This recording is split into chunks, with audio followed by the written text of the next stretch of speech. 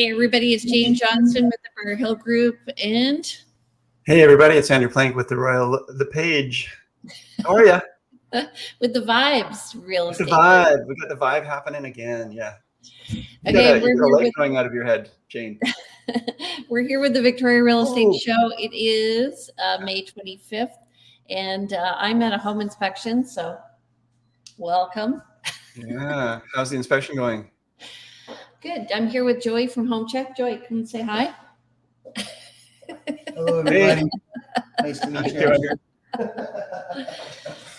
So today we're going to talk about the rules that have changed both on federal, provincial level, and just see what the difference is. But first, let's get into today's stats. Yeah.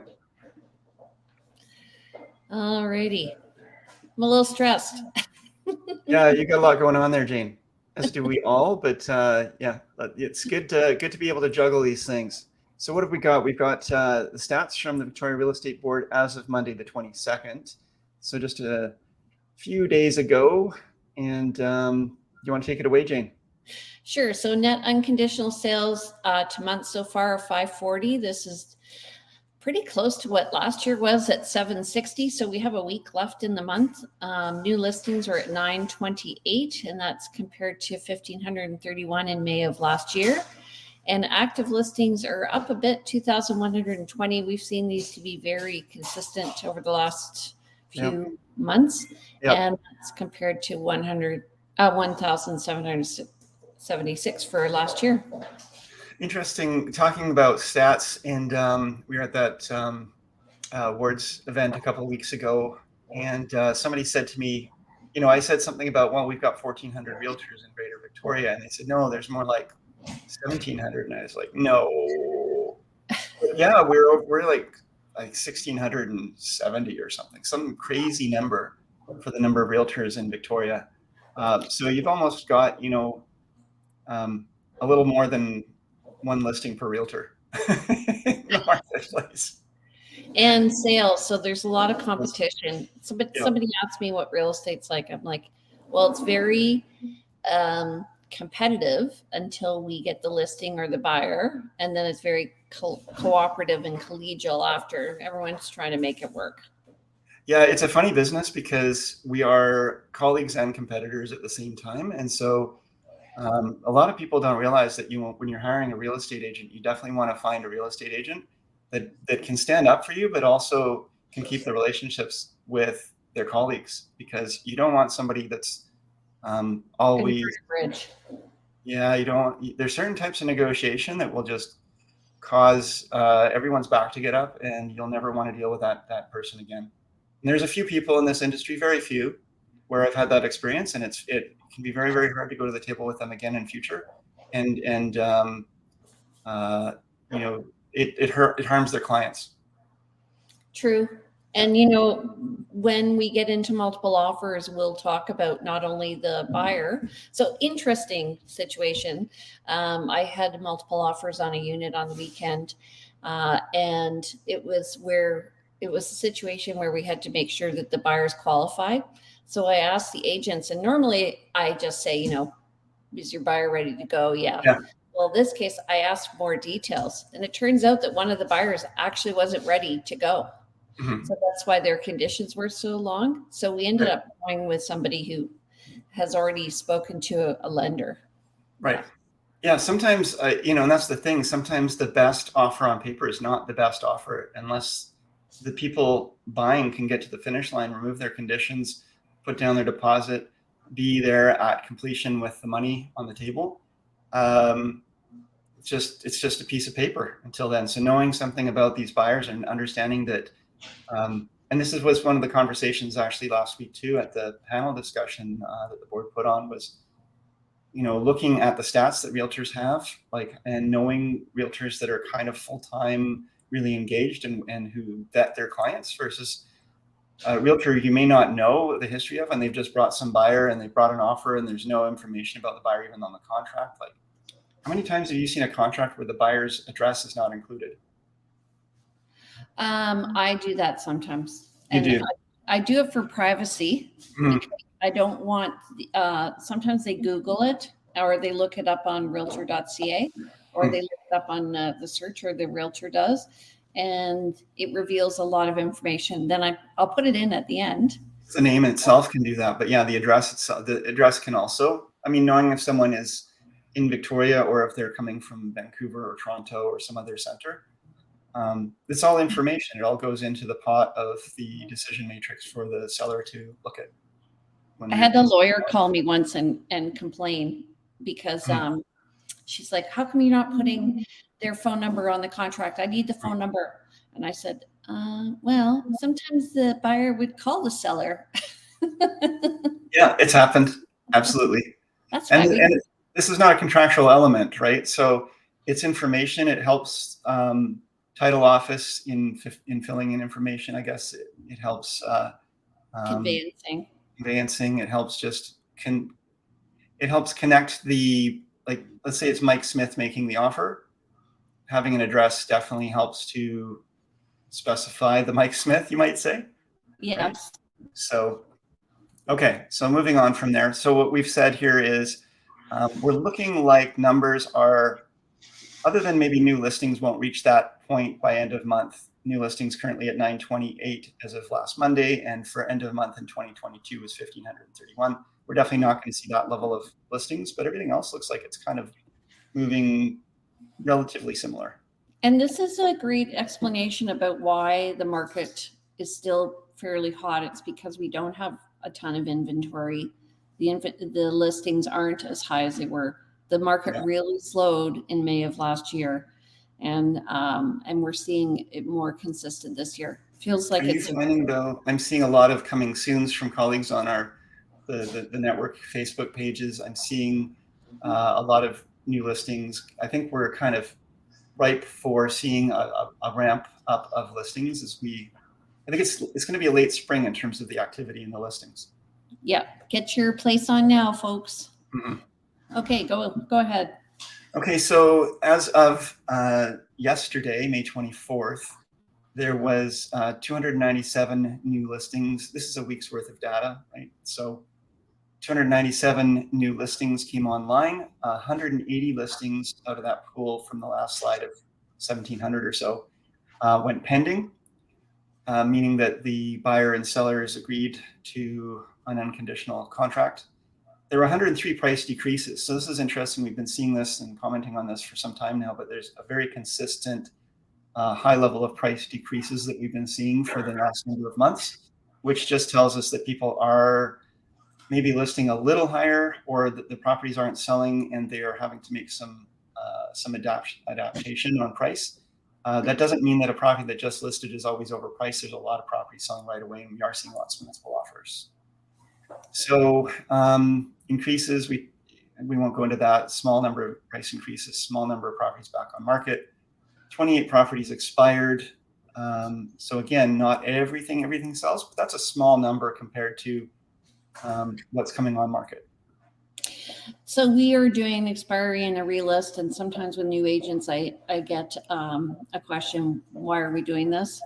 And essentially, especially if we're going into a new price range and somebody has expired the listing on the contract, this is a way of not on the contract, on the search. Oh my God. So it's an interesting nuance. It's a way to get it back onto their search. Yeah, so it's an interesting nuance that when we talk about expired properties, they could be expired because somebody signed a 3-month, 6-month, 12-month contract with their agent and it didn't sell in that period and it just expired. But you can also do a contractual change and expire it early. And that is something that, as Jane is alluding to, can happen. You expire it early because you don't want to just cancel it, and then you just relist it right away and at a new price point to try to bring in new activity, and especially hit, as you said, those searches that maybe it wasn't being seen before because the price was a little higher. Yeah. And it's interesting here to look at the ratio. So we have 300 to 180. So we're looking at about a 55% list to sale. So we're definitely in a seller's market now. Yeah, and then new listings 297 versus expired 28. That's 10% of properties that are listing are not selling, or are relisting, not selling within the listing contract period. Yeah.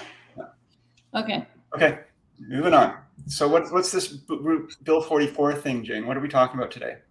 So we're talking Bill 44, but we're also talking some federal rules that have changed. Yeah. In provincially in BC, they've had some impact. So the first one is just about the Form B. The Form B is issued by your strata, and the purpose of it is to provide information about what the monthly strata fees are, the amount the owner owns the strata if they're behind. This is important for the lawyer to figure out so that there's no money outstanding when the property is conveyed. And then I really like to look at the Form B when I'm looking at a property, because it allows me to see if the seller has done any alterations to the unit, whether or not there's special levies due or upcoming expenses. And it also tells you what the balance is in the contingency fund. And what they're adding here is information on their insurance coverage, which is important because we want to know what the deductibles are. And that's important to let us know what the history of the. So good or bad change here? What do you think? I think it's great. I do too. So this is a Bill 44. It's BC government made this rule. This is a local BC rule here. What we've done in the past is when we are listing or buying, helping an agent, a client buy a strata property, we go searching for these insurance documents, and they're not always included right away, or they can be hard and difficult to obtain. Not every agent obtains them. So now that it's actually in law that it has to be included with the Form B, it has to be provided when you ask for a Form B. This is so helpful, because we want to know what are the deductibles, what are the non-coverages, is there even insurance on the strata? There always should be, but we want to get these details. And the other thing we're also doing is we're looking at what the resolutions are that have been approved, but not yet filed with the Land Title Office. And this is important because we want to see what the psychological mentality of the strata is. And so, especially right now, with some stratas going to 55 plus, this will tell us if the bylaws changed. I love that you called it the psychological mentality of the strata. Stratas are corporations. We're talking about the mentality of a corporation, which is technically a corporation is technically considered an entity. So I'm anthropomorphizing. We're giving them personalities. Good job. Okay. You know what I'm saying? Strata meaning the people. Yes. We the people. Okay. Contingency reserve fund. Go ahead. Yeah. I mean, this isn't one that really I've paid a lot of attention to. It looks like they're increasing what is required for contributions to contingency reserve fund. We've often seen and helped buyers into properties we have that have various amounts in their contingency reserve fund. And not everyone is putting enough aside for those rainy days when this emergency happens, or this maybe non-emergency, something that they should have been aware of, knew was coming down the pipes, but didn't really prepare for, like a new roof or something. So it's good that this is now legislated that you're supposed to be putting more money aside. It will increase your strata fees, but it will also mean that there's less risk of those big surprises down the road. Yeah, and so this is important when you're looking, if you're comparing two different buildings, that one you check to see what the reserve fund is currently, and then what the plans are in the future. And this means people, especially elderly people, I find at 55 plus, they don't necessarily want to put a lot of money away because they know they're not going to be there a long time. And so in that case, we want to see whether or not they're planning for the future or not. And so yesterday I was looking with some clients, and the contingency reserve fund was just getting $250 a month, and the other one was getting $400. And I'm like, well, if you're looking at the planning here, we're seeing one is saving for something and the other one is deciding they're going to deal with it with special assessment. So it's a very different mentality. Yeah. And there's not necessarily a wrong here. And, as we've had Russell Cass from Home Check-In many times, and he does a contingency reserve report, a depreciation report, you might say. and we'll look at the contingency reserve fund.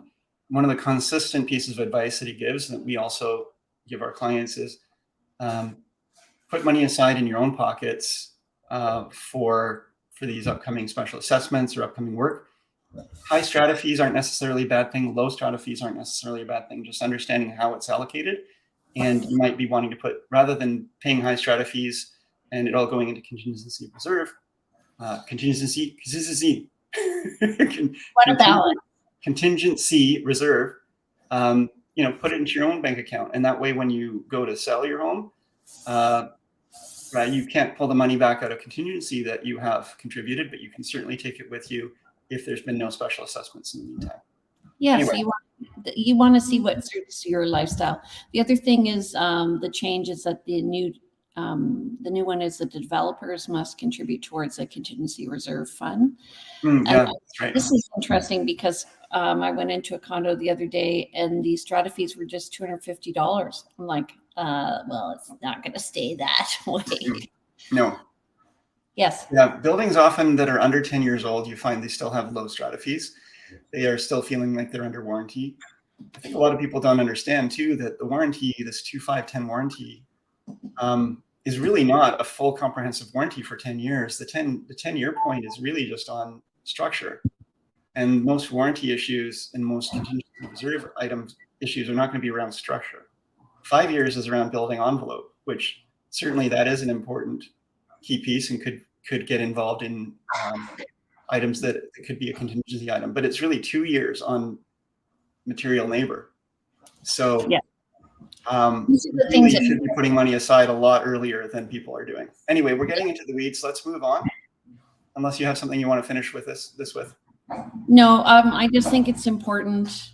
It'll be interesting to see if developers are fudging the budget to make it smaller at the beginning, so they don't have to contribute as much. So this is an unintended consequence, and I just got a finger on the nose from the inspector here. And the lights. Lights work. Good to know. Okay. Well, the first, I want to do this one. This is a big one. Period, because the first thing that realtors learned was how to spell recession. Contingency, rescission. How do you say this? How do you spell it? I heard recession period so many times. Yes.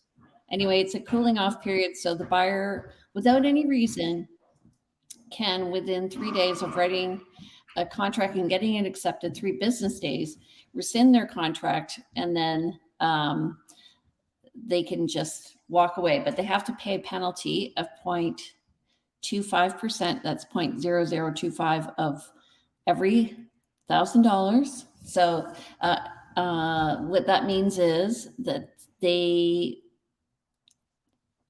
can't write willy-nilly. This is what this is supposed to stop. It's supposed to. They brought in this rescission period, and then they added this fee. We have the similar rescission period for new construction, which we've had for forever. And it's a 7-day rescission period, meaning if you go into the sales center for a new condo building or something, and you agree to buy a place, and you sign on the dotted line and agree to buy it, you have 7 days from the date to some business days to walk away, and there's no fee associated with that. But with this new one, because there's so much. Yes, Jane. Well, here are the unintended consequences. Buyers or realtors are writing offers with buyers with non-refundable deposits of big amounts. Yeah. They're also, and so somebody told me, well, that basically waives this. The sellers are getting a bit afraid because they know that within 3 days, there may be a change of heart on the part of buyers, which is not really happening in this market because it's a bit fast. I think when it slows, we may find this. But then we would probably find, if it's slower, that people are bringing in regular conditions and not needing the rescission period. So I think the other unintended consequence, and a good one, is that there are more conditions on offers. So that's a good thing. Yeah. Yeah. I do find most people are tying their subject removal dates to the rescission period now. So there may not be time to write. This is in a fast market. There may not be time to get all the. There's a lot of nuances to this rescission period, and it's really important, that we advise our clients well. One of the other consequences of this, I might say, is, I don't know if you've noticed, but this year, with all the changes to all these rules, there are so many more tick boxes and check boxes and initial spaces on our standard contracts. And many of them aren't, like, there are some that are required, some are different areas you need to. It can be hard, actually. Like, you have to double and triple and quadruple check your contracts to make sure you've got everything initial and signed in the right spots. This is no longer, as we hear stories about our colleagues back in the 50s buying a house on the back of an envelope or on a napkin in a coffee shop. This is a really complicated contract, and it's gotten more and more complicated. And it's really important to be aware of what you're signing, but also to be aware that there's a lot of moving parts that we have as advisors have to advise on, and that's our job. But it's really become very complicated. Yes, and I wanted to say, if one of the other unintended consequences is if the agent has not gotten the money from the buyer for the rescission amount, that the seller then has to pursue the buyer legally. Yeah, that's the way it's designed. So there's no requirement on we, the realtors, to collect this rescission money or have it collected in advance or whatever. It's between the seller and the buyer. If the buyer decides not to go forward and utilizes the rescission period, then it's up to the seller to pursue. We as realtors can do some negotiations depending on the situation of the negotiations to try to get that deposit either non-refundable or in advance or something like that. If it's held, then it's easier to deal with. But oftentimes the way we write contracts these days, the deposit's not being received until some period after this rescission period is already up. But, and some people are doing 2 deposits, like it's changed the way people are thinking.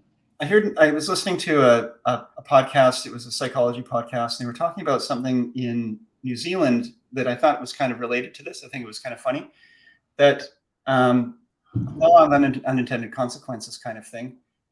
In New Zealand, they were concerned about people taking their children out of school on non-holiday periods to take them on vacations. So they instituted a fee, a penalty on people for this.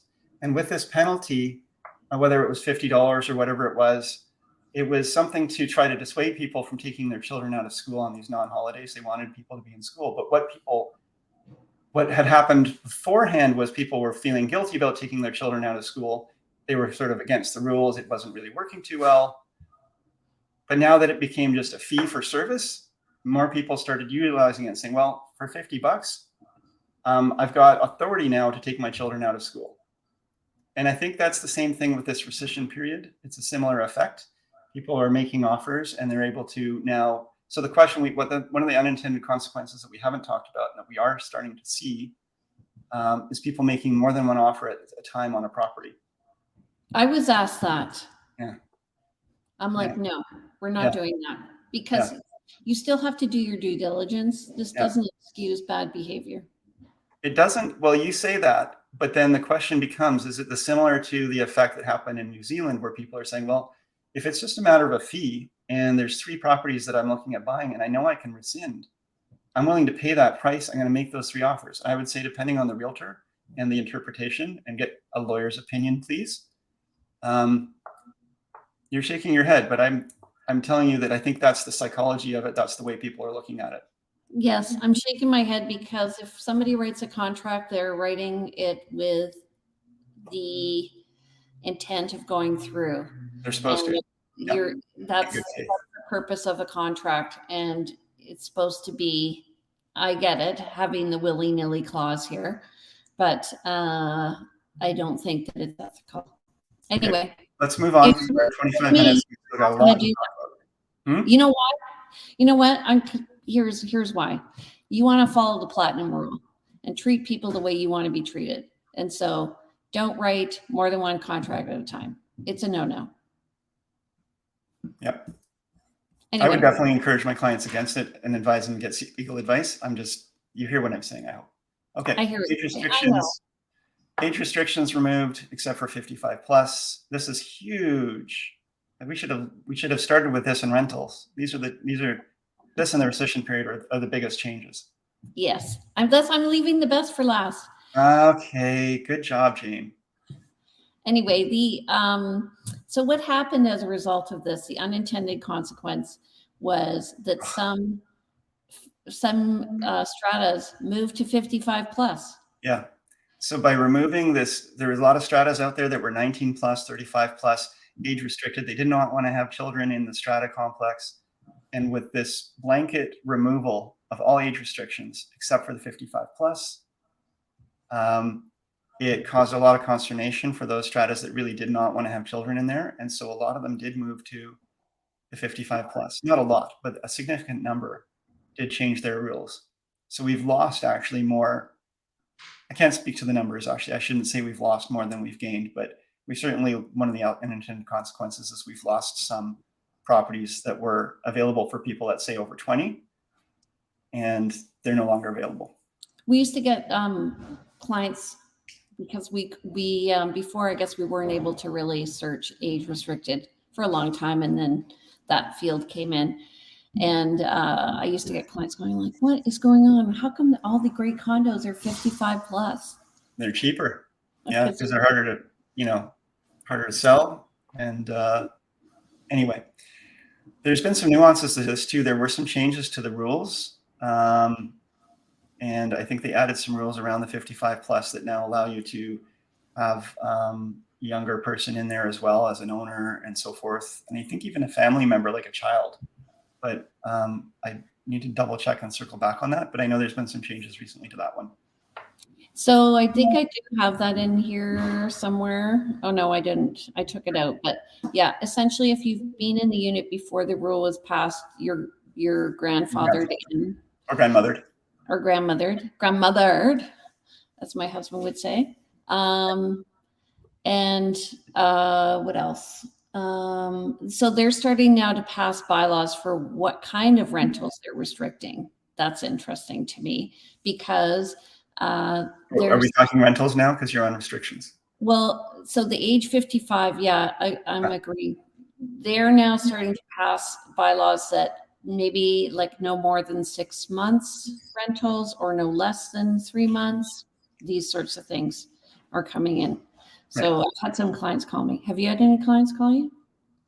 I've had people call me that were considering, they wanted, this was early on in this whole thing, they called me about a building that they lived in that they knew was considering going to 55 plus. They had a 20-year-old adult child that lived with them. And they were curious about buying in another building and selling theirs because they did not want to they were concerned about the value loss by going to 55 plus. Right. And I said to them, if the strata is already talking about this, it's in the minutes. You essentially, even if it hasn't been done until it's resolved, you're going to have a hard time selling that unit for full value. Yeah. Anyway, but let's move on. Again, it's 10 o'clock now, and we're okay. Lots to talk about. Rentals. So the other thing is the strata can get involved in evicting somebody if they do not like the tenant. I guess they can complain and then they can take it to court, but they can't screen the tenants coming in. So right, it's given a little more control to the strata in terms of controlling rentals from that degree, I guess. So so the rental restriction no longer allowed to have a ban on long-term rentals. You can still ban short-term rentals. There's a lot of levels of legislation or control here because you've got your municipality rules around zoning and use, which may not allow for short-term rentals. You can have a building that doesn't allow short-term rentals where the zoning does allow short-term rentals. But in terms of any bans around long-term rentals, that's all wiped away, and any bylaws that are still on the books, and there's a lot of bylaws still on the books. Stratas are not jumping to change their bylaws and go pay a bunch of money. They're essentially unenforceable. And also one big difference is that now Stratus can impose a fine of up to $1,000 a day. And I believe it was actually $200. I didn't put day, but I think it was a week before. So they can really stick it to you if you do allow a short-term rental. Yeah, that just makes sense, because some places could maybe rent for $500 a day, and maybe they're okay with a $200 a day fine just to just making some income. Yeah. Okay, go ahead. So the government of Canada brought in this anti-flipping tax, and essentially, in the past, I know a lot of colleagues did this. I know there's a lot of sort of small developers and just people who, as a part of their lifestyle, buy a home, live in it, fix it up, sell it, buy a home, live in it, fix it up, sell it. It's how actually many people get their start in building up the property ladder too, is finding a real sort of dump of a house and putting some sweat equity into it, and then moving it on. But the government of Canada doesn't like that, and they've brought in this anti-flipping tax. They don't want to see people buying a home and then reselling it within 365 days. So so the difference being that when you're buying your own single family residence and you own it and then you resell it, you're insulated from capital gains. And if you and even if it goes above the capital gains exemption amount, then it's 50%, I guess is what it is. But with this anti-flipping tax, all of the income, all of the profit that you make from this flip is considered business income, and it's fully taxable. So if you buy and sell within a 12-month period, except for certain circumstances like a death or a divorce, I think it's divorce, there's a number of personal circumstances that would allow you to sell within a 1-year period. But outside of those exemptions, you're paying income tax as if you were doing a business when you're selling within a year. The cost plus, and then whatever profit is the delta, 50%. I'll put in the notes, the link to the Canadian website with the Q&A on this. I found it pretty interesting. So to me, the unintended consequence here is that a lot of people were renewing properties. I'm using a lot of quotes, air quotes, but they were renewing properties. And what that meant was they were updating the quality if they were good at what they did. I had one client who did this consistently. He did it through 4 properties before he was able to buy his own home, and now he's doing his own home. I mean, he took generally 18 months anyway to do it. Yeah. But I think it's sad. Anyway, okay. One nuance to this just is that if you are buying a new construction condo that's not yet built, and you want to assign the contract, then you still, that 365 days still applies. So you can't, an assignment of contract also is included in this definition of flipping. And then, so let's say you've agreed to buy a condo for $300,000. It doesn't close for 2 years. You don't flip it. Let's say you flipped it within the first year, you're going to pay the flipping tax. You don't flip it. 2 years later, you close on it, you purchase the property, you now are an owner, the 365 days resets, and you still are considered flipping it if you sell it within that year. Huh. But I thought I have to check regarding assignments. It's well, again, if there's no profit, then there's no tax, right? Yeah, but doesn't the original homeowner benefit on an assignment on the lift? Unless it's in the writing in the contract, it wouldn't happen. Unless they try to flip without. This gets into some more nuances, but there's an anti-assignment rule in most contracts. So you're getting into a bit of a different example. But do check out. I just put in the post in the comments from Government of Canada, their anti-flipping rules, and it does go into some of these details. But that one, I think that's getting. We can certainly talk about that at some point. I just don't know that. Okay. A federal foreign buyer ban, so Non-Canadians Act, it's called, for 2 years. And they basically said no non-Canadians Non-Canadians were not allowed to purchase property in Canada. Mhm. And then all these exemptions came in. So Yeah. students, those who have filed income tax for the past 5 years in Canada, temporary residents, refugees, diplomats, non-Canadian spouses, spelling mistake, or common law partners, Indigenous people, and land.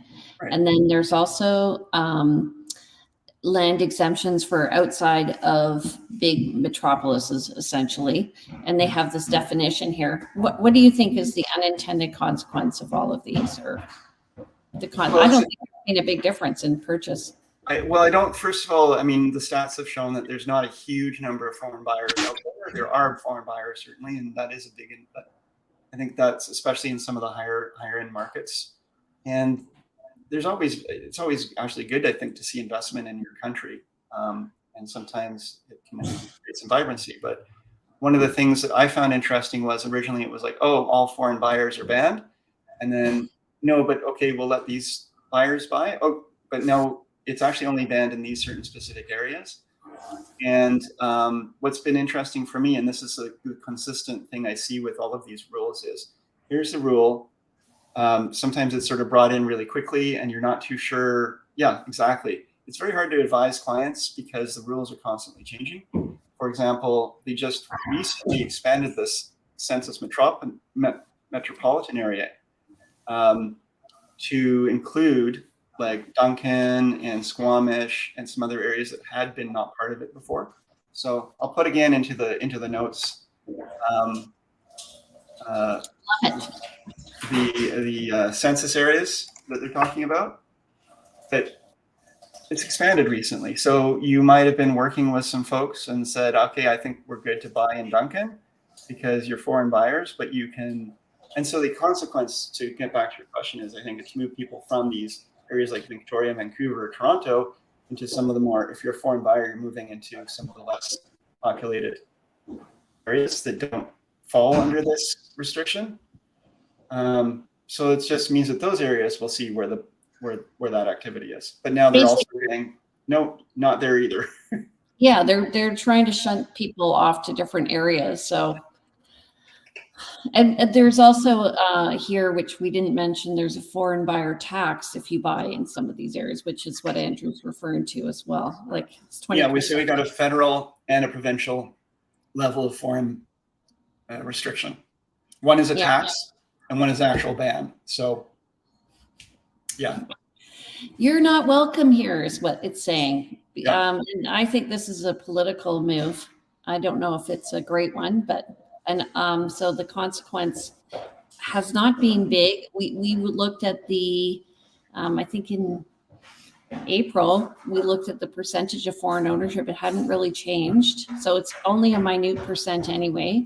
And it is really important, though, for anyone who's considering buying from who's not a Canadian citizen, landed immigrant, to get legal advice, to get accounting advice. There are rules on buying, there's rules on selling, all kinds of things that can affect your ownership.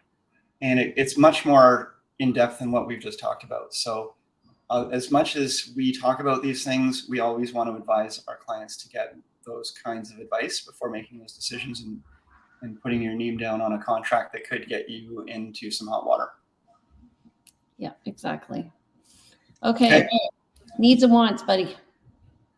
Oh, God. Well, I still need a single level rancher really badly, townhouse, preferably under 875,000 in the preferably kind of Royal Oak-ish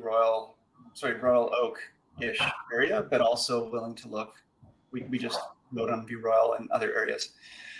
I've got someone looking for what price? Up to 875. Also looking similar, condo or townhouse up to $1 million, preferably again one level, 2 beds, 1 bath. That's more broad. That one's just sort of come back to the table, that buyer. What area? That one would be Central Saanich preferred, I would say. Royal Oak, Saanich West, Broadmead. Jandy Grun is having one coming up today in Polo Park. I will look it up. Thank you. Okay. I'm looking for a single rancher style townhome. So one level, but it actually could be 2 levels. So primary bedroom on the main with upper lower bedrooms. 2 to 3 bedrooms would be good. And up to $1 million, please. That's kind of my priority right now. Yeah. Yeah, we always have like 1 or 2 hot clients that are really hot. And then I've got 25, 30 people on kind of searches that are kind of watching, waiting for the right one. I mean, there's a specific building that I'm looking for. Like anything I'd say it's a condo with water views under 750, I would also be really interested in. But certainly there's a lot of people out there that when the right one comes up, they'll take action, but they're not actively calling me every day saying, can we see this? Can we see that? So on that aside, if anybody's looking for 11.25 acres in Metchosin, arable land, folks, arable land, 2 houses, it's listed at 2.3 million. It's in the heart of Metchosin, like literally walking to my chosen cafe. That sounds amazing. Actually, when you think of like 2 houses, so two families, and average house in Victoria is 1.2 or some thereabouts. So you're getting 11 acres and 2 properties for $1 million above the average. So yeah. That's a lot. That's a lot of additional land, and it's arable land too, which is rarer and rarer these days. Yeah. Anyway, a third of it is forest, but you can also, if you want, mill that. And there's a property on Moreland right now which has a mill. Somebody wants to mill. Build another house somewhere. Yeah. Okay. Well, that was fun. Thank you, Jane. No problem. Do you want to deal with this slide? I'll deal with it. So thanks everybody for watching. We do always appreciate your comments and your feedback and so forth. So please do continue to engage with us and send us your questions, and we'd love to hear your ideas or requests for future topics. If you like what we're doing, please do like it. And if you really like what we're doing, please subscribe for future shows. Love to see you. Yeah, and don't forget to comment on our show. Let us know if you have any questions, and share this with your friends. This is important information. Get the word out. Get the word. Yo. Okay, we're on every Thursday morning at 9:30. Check here where we are right now on Facebook, on YouTube, and on LinkedIn. And if, again, just message Andrew if you have any questions about real estate. Andrew, what's your contact info? Yeah, reach out. I'm at 250-360-6106. Info at andrewplank.com, andrewplank.com, and Instagram at plankandrew. Right, and also if you want to reach out to me regarding real estate, my name's Jane Johnston. I'm with the Briar Hill Group. My number is 250-744-0775. My email is briarhillgroup@gmail.com. You can reach me on my website at briarhillgroup.com. And you can watch these videos and more at victoriarealestateshow.com. And if you want to follow me for lifestyle videos about what it's like to live in Victoria, come to realtyteacher_remax_Victoria. Take care, everybody. Have Thanks, a great everyone. day. Happy Towel Day. See you. See you later.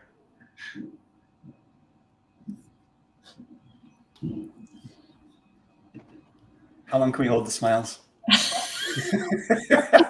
I don't know. Is it saying end?